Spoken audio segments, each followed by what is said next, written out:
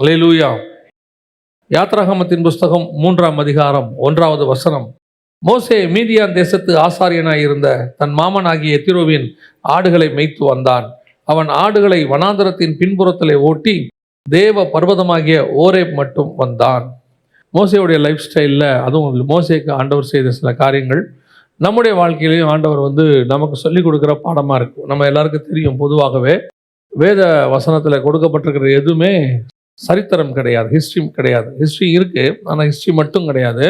அவைகளுக்கு பின்னால் ஒரு ஸ்பிரிச்சுவல் பாடம் நமக்கு இருக்கும். அதுக்கு பின்னாடி ஒரு ஸ்பிரிச்சுவல் சீக்ரெட் இருக்கும். அதன் அடிப்படையில் தான் ஆண்டவர் நமக்கு இதை எழுதி கொடுத்துருக்கிறார். அதனால தான் இதுக்கு பேர் பரிசுத்த வேதாகமம். வெறும் ஹிஸ்ட்ரியாக இருந்துச்சுன்னா இதுக்கு பேர் சரித்திர புத்தகம். சரியா? அதுக்கு பின்னாடி இருக்கக்கூடியதான ஒரு ஸ்பிரிச்சுவல் பாடம் நமக்கு இருக்கும், ஒவ்வொன்றுத்துக்கு பின்னாடியும். அதுக்கும் பின்னாடி என்ன இருக்கும், ஆழமாக கொஞ்சம் போனீங்கன்னு சொன்னால் ஒரு ஸ்பிரிச்சுவல் சீக்ரெட் இருக்கும், ஹெவன்லி சீக்ரெட். அது நம்ம இன்னும் கொஞ்சம் ஆழமாக போய் படிக்கணும். இப்போ நம்ம அதை தான் பார்க்க போகிறோம். மோசேயுடைய வாழ்க்கையில் எடுத்துக்கொண்ட போது சில காரியங்களை தியானித்த போது மோசே வாழ்க்கையில் மிக முக்கியமாக 3 இடங்களை கர்த்தர் கடந்து போக பண்ணுகிறார். அதுவும் 3 முக்கியமான மலைகள் அவன் லைஃப்பில்.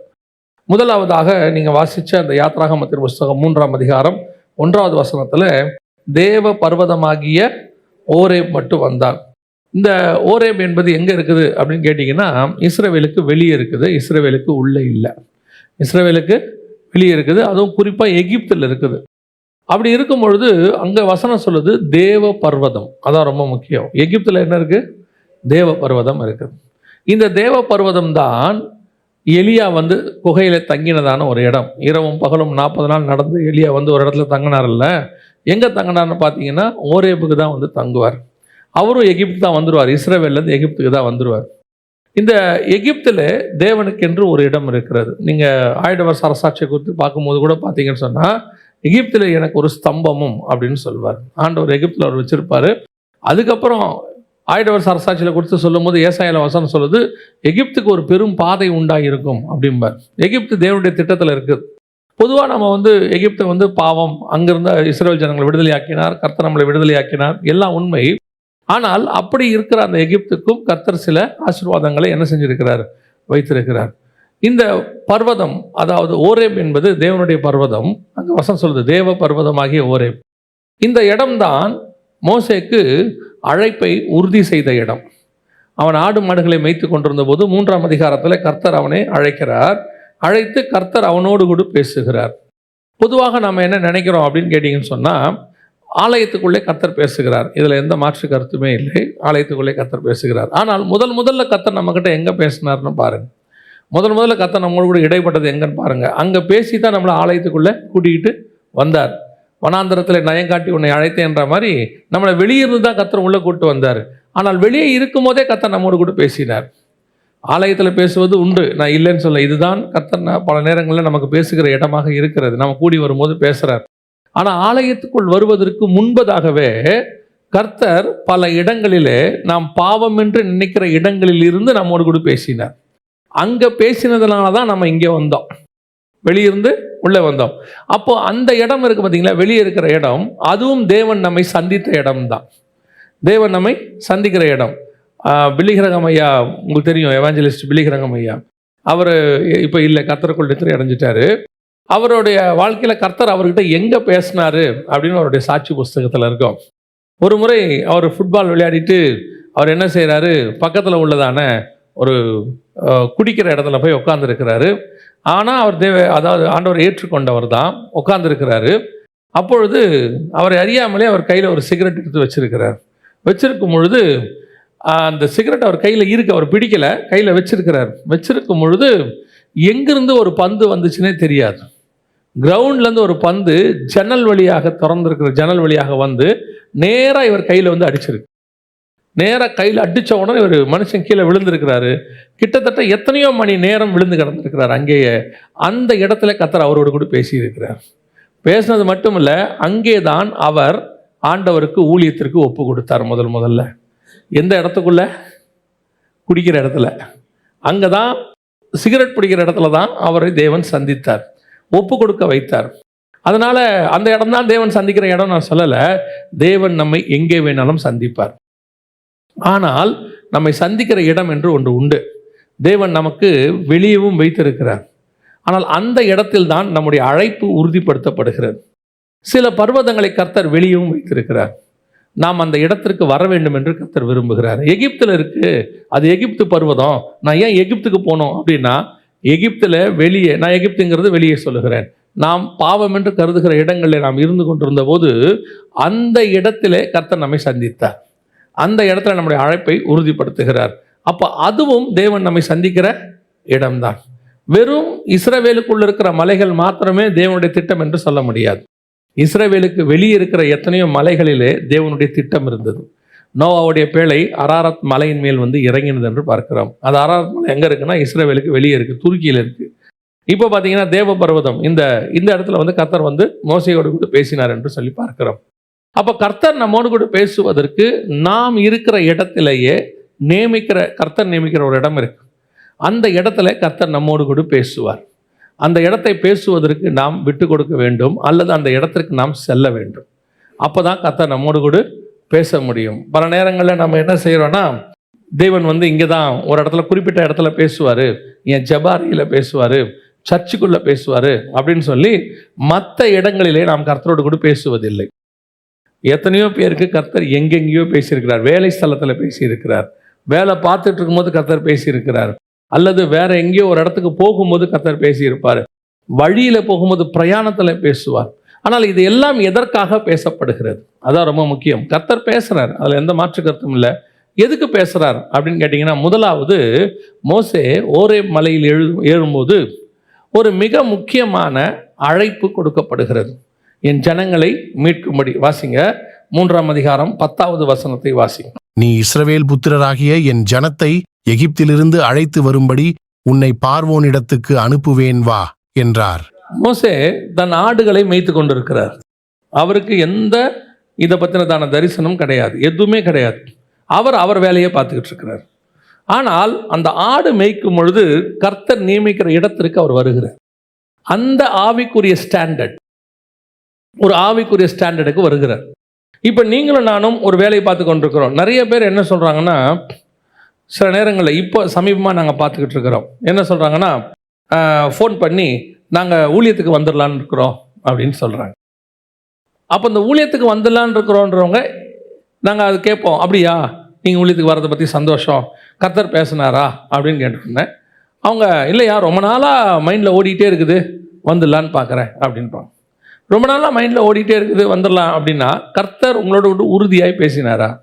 அப்படி பேசி இருந்தால் அதற்கு பிறகு நீங்கள் ஆடுகளை மேய்க்க மாட்டீர்கள். மோசே அதுக்கப்புறம் என்ன செய்யலை? ஆடுகளை மேய்க்கலை. நம்ம பல நேரத்தில் என்ன செய்கிறோம்? ஆல்டர்னேட் வேலையாக ஊழியத்தை பார்க்குறோம். ஆல்டர்னேட் வேலையாக நான் ஒரு வேலை பார்த்துட்ருக்கிறேன், இப்போ நான் என்ன பண்ண போகிறேன்? அந்த வேலையை விட்டுட்டு இந்த இடத்துக்கு வரேன். ஏன்னா இந்த செய்திகள்லாம் கேட்கும்போது இதெல்லாம் பார்க்கும்போது எனக்கு என்ன தோணிக்கிட்டே இருக்குது, நானும் ஆண்டவருக்கு ஏதாவது செய்யணும் கொஞ்சம் பேர் சாட்சி சொல்லும் போது கேட்கும் போது அதை சொல்லவில்லை. ஆனால் உங்கள் வேலையிலே கர்த்தர் உங்களை ஏன் வைத்திருக்கிறார்? அந்த வேலையில் நீங்கள் ஊழியத்துக்கு கற்றுக்கொள்ள வேண்டிய சில காரியங்கள் அங்கே இருக்கும். உங்கள் ஊழியத்துக்கு நீங்கள் செய்ய வேண்டிய சில வேலைக்கான சில காரியங்களை என்ன செய்யணும்? இப்போ 40 வருஷம் மோசே ஆடு மேய்க்கிறார். எதுக்காக ஆடு மேய்க்கிறாரு? அடுத்த 40 வருஷம் மனுஷனை மேய்க்கணும். அடுத்த 40 என்ன செய்யணும்? மனுஷனை மேய்க்கணும். இப்போது பேதுருவை பார்த்து சொன்னார் இல்லையா, மீன்களை பிடிக்கிறாய், அடுத்து ஒன்று என்ன பண்ணுவேன்? மனுஷனை பிடிக்கிறவனாய் மாற்றுவேன். அப்போ உங்கள் வேலையில் கர்த்தர் உங்களை வச்சிருக்கும் பொழுது அந்த வேலையில் வரப்போகிற ஊழியத்திற்கோ அல்லது உங்களுக்கு கொடுக்க போகிற அழைப்பிற்கோ அதற்கான ப்ராக்டிஸ் இங்கே தான் இருக்கும். அதில் நீங்கள் ஓரேப் வரைக்கும் வரணும். கர்த்தர் நியமித்திருக்கிற இடத்த வரைக்கும் என்ன செய்யணும்? வரணும். அங்கே வரும்போது தான் கர்த்தர் உங்களோடு கூட பேசுவார். அந்த ப்ராக்டிஸை நீங்கள் பார்க்குற வேலையில் கொடுக்கும்போது எதுக்கு என்னை இங்கே பிளேஸ் பண்ணியிருக்கிறார்? மீதியான் தேசத்தில் எதற்காக என்னை வைத்தார்? என்னை ஏன் இந்த இடத்துல வச்சார்? ஏன் பர்டிகுலராக இந்த வேலையை கொடுத்துருக்கிறாரு? ஏன் இந்த இடத்துல கொண்டு என்னை ஃபிக்ஸ் பண்ணியிருக்கிறாரு அப்படின்னு கேட்டால், அந்த இடத்தில் தான் நீங்கள் செய்ய போகிற வேலைக்கான மினிஸ்ட்ரிக்கான எல்லாம் சொல்லி கொடுக்கப்படும். இப்போ மோசேக்கு என்ன தேவை? மிக முக்கியமாக அவங்ககிட்ட இல்லாதது பொறுமை, இருக்கிறது கோபம். ஃபஸ்ட்டு 40 வருஷம் இருந்துச்சு. அடுத்த 40 வருஷம் பாருங்க, அவனை மாதிரி சாந்த குணம் உள்ளவன் பூமியில் ஒருவனும் இல்லை. ஏன்னா ஆடு மேய்ச்சி அவன் என்ன ஆயிட்டான்? சாந்த குணத்துக்கு வந்துட்டான். இந்த ஆடு மேய்க்கிறதுங்கிறது சாதாரணமான விஷயமே கிடையாது. அது பார்க்கறதுக்கு என்னமோ ஆடு மேய்க்கிறதுன்னு இருக்கும். மேய்க்கும் போது தான் தெரியும். பலதரப்பட்ட ஆடுகள் இருக்கும். வெள்ளாடு இருக்கும், செம்மறி ஆடு இருக்கும், வித்தியாசமான ஆடுலாம் இருக்கும். ஒவ்வொரு ஆட்டுக்கும் ஒரு குணாதிசயம் இருக்கும். ஒவ்வொரு ஆடும் ஒரு போக்கில் போகும். செம்மறி ஆடு ஒன்று போச்சுன்னா எல்லா ஆடும் பின்னாடியே போயிடும். வெள்ளாடு ஒவ்வொன்றும் ஒவ்வொரு பக்கம் போகும். இது எல்லாத்தையும் மொத்தமாக மேய்ச்சி கொண்டு வந்து அடைச்சி திருப்பி மறுநாள் காலையில் கொண்டு போய் மேய்ச்சி தண்ணி காட்டி கொண்டு இதே வேலை தான் இஸ்ரவேலுக்கு அவன் செஞ்சான். இது எல்லாத்துக்கும் சாப்பாடு போட்டு தண்ணி கொடுத்து அடைச்சி கொண்டு போய் திருப்பி இவங்க அவன் கொண்டு போனது 40 வருஷம். அப்போ இந்த மேய்க்கிற வேலை அவனுக்கு கொடுக்கப்படுகிற ஊழியத்திற்கான பிராக்டிஸ் எங்கே இருந்ததுன்னு கேட்டிங்கன்னா, அதுக்கு முன்னாடி 40 வருஷம் அவன் மேய்த்த ஆடுகளத்தில் இருக்கிற அதில் நீங்கள் ஓரே வரைக்கும் வரணும். ஒரு குறிப்பிட்ட அளவு ஆண்டவர் உங்களுக்கு அங்கே வச்சிருக்கிறார். அந்த இடத்துக்கு வரும்போது தான் அந்த அழைப்பு உங்களுக்கு கன்ஃபார்ம் ஆகும். உடனடியாக, அதாவது கர்த்தருக்கு மோசே மேலே அழைப்பு இருக்கு, அதனால தான் எகிப்தை விட்டு வெளியே கொண்டு வந்தார். ஆனால் அந்த அழைப்பை அவன் கையில் சொல்லி அந்த மினிஸ்ட்ரிக்கு கூட்டிகிட்டு வர்றதுக்கு ப்ராக்டிஸ் எவ்வளோ வருஷம் ஆச்சு? 40 வருஷம் ஆச்சு. ஏன் அந்த 40 வருஷம்? எகிப்தில் அவன் வாக்கிலே வல்லவன், எந்த மாற்று கருத்தும் இல்லை. எகிப்தின் கலைகளிலே தேறினவன், 7ஆம் அதிகாரம் அப்போஸ்தலர் நடபடிகள் சொல்லுது. ஆனால் இப்போ அவங்ககிட்ட இருக்கிறது எல்லாமே எகிப்தினுடையதான லாஸ், அந்த சட்டம். எகிப்தின் சட்டத்தை அவன் கரைச்சி குடிச்சிருக்கிறான். இப்போ பார்வோன்கிட்ட போய் பேசுனா பார்வோன் எகிப்து லாவை மோசே கிட்ட பேசவே முடியாது. மோசே ஜெயிச்சிருவாரு. ஏன்னு சொன்னா எகிப்தின் கலைகளில் அவர் எப்படி இருக்கிறாரு? வல்லவராக இருக்கிறாரு. இப்போ ஆண்டவர் சொல்றாரு, நீ இந்த வேர்ல்ட்லி லாவை படிச்சுட்ட, எகிப்து லாவை படிச்சுட்ட, இப்போ நீ அதில் பெஸ்டா இருக்கிற. ஆனால் எனக்கு தேவை நியாயப்பிரமாணத்தை பேசுகிற மோசே வேண்டும். என்னுடைய லாவை பேசுகிற ஒரு ஆள் வேணும். அந்த லாவை நான் பேசணும். உன்னை வச்சு பேசணும்னா ஏற்கனவே உனக்குள்ள ஃபுல்லாக இருக்கிறதான எகிப்து லாவை வெளியே எடுக்கணும். நீ என்ன பண்ணிடுவ? நியாயப்பிரமாணத்தை பேசும்போது கூட கூட இதையும் பேசிடுவ. நியாயப்பிரமாணத்தை கொண்டு நிற்கும்போது இதையும் கொண்டாந்துருவேன். இப்போ ஆண்டவர்கிட்ட போய் சொல்லும் போது பியூரா நீ யாரா இருக்கணும்? தேவ மனுஷனா நிற்கணும். பியூரா தேவ மனுஷனா நிற்கணும். எகிப்துக்குள் இருக்கக்கூடிய எந்த சிம்டமும் உனக்குள்ள காணப்படவே கூடாது. இன்னைக்கு இதுதான் ஊழியத்தில் வர்றவங்கிட்ட இருக்கிற பிரச்சனை. ஊழியத்துக்கு வரணும்னு சொல்றாங்க, அல்லது கர்த்தருடைய அழைப்புக்குள்ள வரணும்னு நினைக்கிறாங்க. வரும்போது இவங்க என்ன நினைக்கிறாங்க? அந்த எகிப்தில் இருக்கிற நிறைய காரியங்களோடு கூட வருகிறார்கள். கர்த்தர் எதுக்கு உங்களை இந்த ஒரு கேப் கொடுத்திருக்கிறாரு? அழைப்பை சொல்லியிருக்கிறார், உன்னை பயன்படுத்துவேன், உன்னை எடுத்து பயன்படுத்துவேன், தேசத்துக்கு தீர்க்கதரிசியாய் வைப்பேன், என் ஆடுகளை மேய்ப்பாயாக, எல்லாம் சொல்லியிருக்கிறாரு. ஆனால் இன்னும் அழைப்பு வரல. கொஞ்சம் பேர் என்ன சொல்றாங்க? ஆண்டவர் அழைச்சிருக்கிறாருங்க, எனக்கு அதெல்லாம் உறுதியாக இருக்குது, ஆனால் நான் இன்னும் ஆண்டவர் என்கிட்ட ஒரு கன்ஃபர்மேஷன் வரல. ஏன் கன்ஃபர்மேஷன் வரல? அவருக்கு இன்னும் உங்ககிட்ட ரிமூவ் பண்ண வேண்டிய விஷயம் கொஞ்சம் இருக்குது. அதை எடுத்தாதான் உன்னை கொண்டு வந்து வைக்க முடியும். சில நேரத்தில் என்ன வந்துடும்? திடீர்னு பழசு உள்ள வெட்டி. அதனால தான் ஆண்டவர் சொல்றாரு, புது துருத்தியில பழைய ரசத்தை என்ன செய்ய முடியாது? ஊற்ற முடியாது. இப்போ நான் உன்னை புது துருத்தியா கொண்டு போய் நிறுத்தணும். ஆனால் உள்ளுக்குள்ள இருக்கிறது பழைய ரசம். அது இதையும் கிழிச்சிடும், கொட்டியும் போட்டுரும். புது துருத்தியில புது ரசத்தை தான் நான் ஊற்றணும். ஸோ உன்னை நான் இப்போ கொண்டு போய் எகிப்தில் நிறுத்தணும்னா உனக்கு இந்த 40 வருஷம் ஆடுகளை மேய்த்து, ஒரு பக்கம் இஸ்ரவேலை மேய்க்கிற பிராக்டிஸ், இன்னொரு பக்கம் எகிப்தில் இருக்கக்கூடிய கலைகளை, எகிப்தில் இருக்கக்கூடிய லாவை உங்ககிட்ட இருந்து நான் எடுக்கணும். ஒரு பக்கம் உன்னை சரிப்படுத்தணும், ஒரு பக்கம் நான் கற்றுக் கொடுக்கணும். இவ்வளவும் சேர்ந்து வரும்போது நீ ஒரு இடத்துக்கு வருவ. அதான் தேவ பர்வதம் ஆகிய ஒரு, அங்கேதான் உன்னை பயன்படுத்த முடியும். அங்கதான் உன்னை நான் கையில் எடுக்க முடியும். ஏன் பல நேரத்தில் கர்த்தர் உங்ககிட்ட வெயிட் பண்ணிட்டே இருக்கிறாரு? ஒவ்வொருத்தருக்கும் அது ஒரு டைம். இதை இன்னும் சொல்ல போனா, பவுல் கமாலியல் கிட்ட படிச்சிருக்கிறார். அவர் சொல்றாரு, நியாயப்பிரமாணம் என்கிட்ட அவ்வளோ இருக்குதுங்கிறார். ஆனால் அந்த பவுலுக்குள்ளது அதை எடுக்கிறதுக்கு 3 வருஷம் ஆச்சு. அரபு தேசத்துக்கு கொண்டு போய் 3 வருஷம் ஆகுது. அதை எடுத்துடுறாரு. எடுத்த பிறகு இப்போ பவுல் சொல்றாரு, அவரை அறிகிற அறிவின் மேன்மைக்காக எல்லாவற்றையும் நஷ்டமும் குப்பையும் என்று விட்டேன். இதெல்லாம் ரிமூவ் பண்ணணும், எம்டி ஆகணும். இது எல்லாம் எம்டி ஆயிடுச்சுன்னா நான் இதை வச்சு ஒன்று ஃபில் பண்ண முடியும். இன்னைக்கு நம்மகிட்ட என்ன மைண்டில் இருக்குது தெரியுமா? எங்கிட்ட ஒன்று இருக்கு, இதை நான் கர்த்தருக்கு பயன்படுத்தணும். எங்கிட்ட ஒரு தாளந்து இருக்குது, எங்களுக்கு கர்த்தர் தான் கொடுத்தாரு, அது வேறு யாரும் கொடுக்கல. அந்த தாளந்து கர்த்தர் தான் கொடுத்தாரு. அது கர்த்தருடைய கிருபை, அதை கொடுத்துருக்கிறாரு. இதை நான் கர்த்தருக்காக வல்லமையாக பயன்படுத்தணும். ஆண்டவர் சொல்றாரு, அதை நான் உனக்கு பயன்படுத்துறதா இருந்தா அந்த டேலண்ட்டில் உன்னை விட பெஸ்ட் இருக்கான், நான் அவனை பயன்படுத்திடுவேன். எனக்கு அந்த டேலண்ட் முக்கியம் இல்லை, நீ தான் முக்கியம். ஏன்னா இந்த டேலண்ட்டை விட மேலான ஒரு வரமும் மேலான ஒரு அழைப்பும் உனக்கு நான் வச்சிருக்கிறேன். இந்த டேலண்ட்டே இல்லாமல் உன்னை நான் பயன்படுத்த முடியும். புரியுதா உங்களுக்கு சொல்கிறதா? கர்த்தர் ஒரு டேலண்ட் இருந்தால் தான் நம்மளை பயன்படுத்தணுன்ற அவசியம் இல்லை. அவர் வெறும் மண்ணை கூட மனுஷனாக மாற்றிடுவார். அவரால் முடியும். நாம் என்ன நினச்சிக்கிறோம் எப்பவுமே, எங்கிட்ட ஒரு டேலண்ட் இருக்குது, இது ஆண்டவருக்காக அப்படி செய்யணும் இப்படி செய்யணும்.